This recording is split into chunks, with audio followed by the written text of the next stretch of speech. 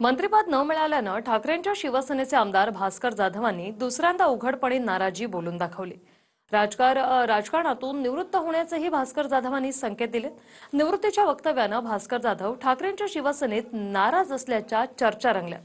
पाहूयात। निर्णय घेतला तो चुकीचा होता हे स्पष्टपणे मी बोललो। ते काही लपून छपून मी आड पडण्याने काही बोललो। आता 8 वेळा निवडणुका जिंकल्यानंतर वेगवेगळ्या असं वाटतं मला मंत्रिपद मिळायला पाहिजे होतं हे तेव्हाही बोललो, आजही बोलतो, उद्याही बोलेन। पण तो नाही मिळालं म्हणून काय रडत बसायचं आहे का? माझ्या डोक्यात हवा गेलेली नाही।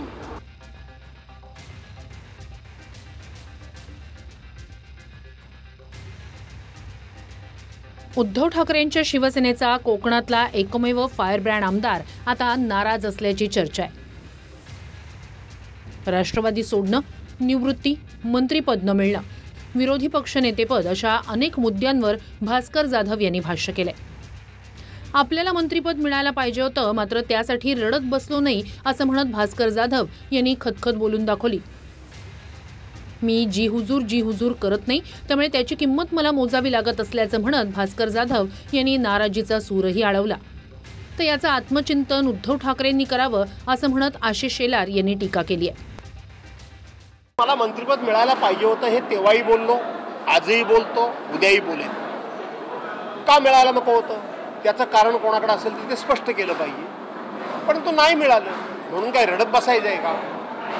रडत बसायचं नाहीये, लढत बसायचं। त्यामुळे मंत्रिपद मिळालं नाही म्हणून मी रडत बसलो नाही। मला काम करायला संधी कमी मिळते याचं कारण माझ्यामध्ये दोष आहे। मी जी हुजूर करत कोणाच्या पाठीमागून जास्त फिरत नाही। मी होईला होय कधी म्हणत नाही। मी जे करतो ते पक्षाच्या हिताकरता जर करत असेल तर त्याची किंमत मला मोजावी लागली तर दुःख वाटायचं कारण नाही। भास्करराव असे का म्हणाले? खरं तर कंसात हे उद्धवजी ठाकरे यांच्या पक्षाच्या गावातच नाही आहे, पण तरी म्हणतो आत्मचिंतन त्यांनी करावं।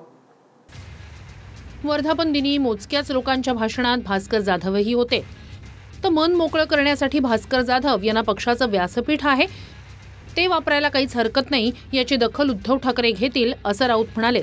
तर भाषण करायला मिळायलाच पाहिजे अशी डोक्यात हवा गेली नाही असं म्हणत भास्कर जाधव यांनी राऊतांच्या वक्तव्याला उत्तर दिलंय।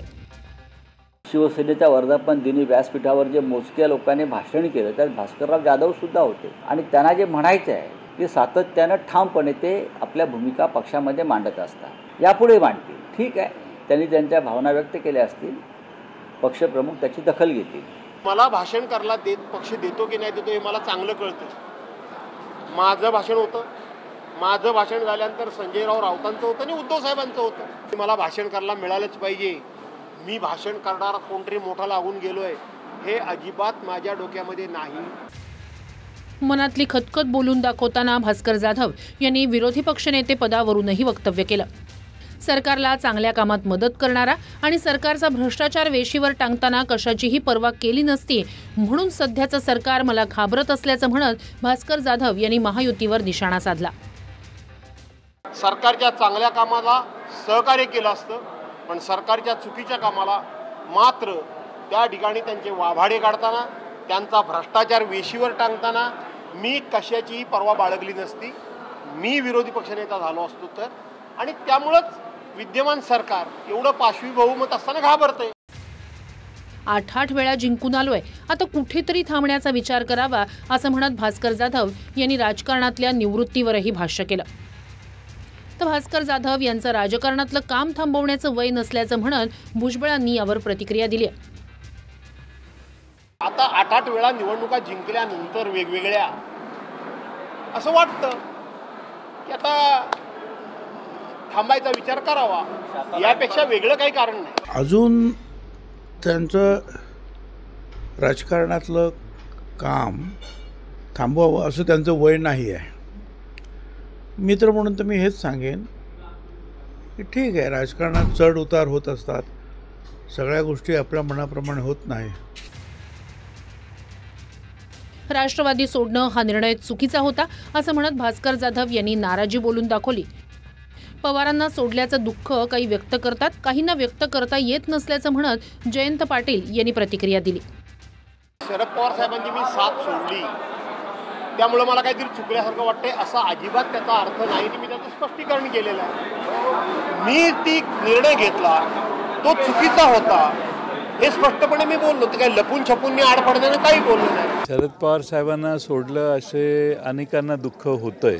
काही असे व्यक्त करतायत, काही लोक व्यक्त करू शकत नाहीत, अशी सध्याची परिस्थिती आहे. आम्ही काही निर्णय घेतले, त्यांनी काय निर्णय घेतले, काही निर्णय हे बरोबर असतात, काही निर्णय हे नंतर आपल्याला वाटतं की आपलं चुकलं.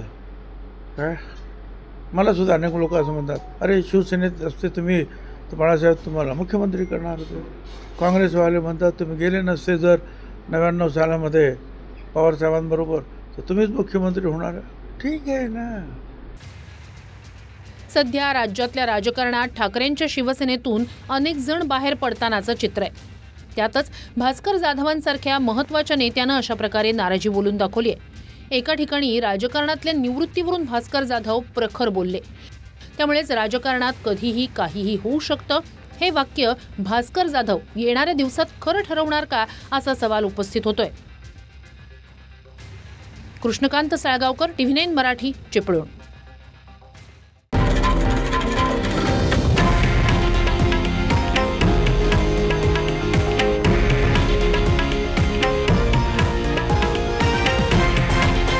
हे आहे देशातील नंबर 1 न्यूज नेटवर्क आणि आपण पाहत आहात TV9 मराठी, एकमेव.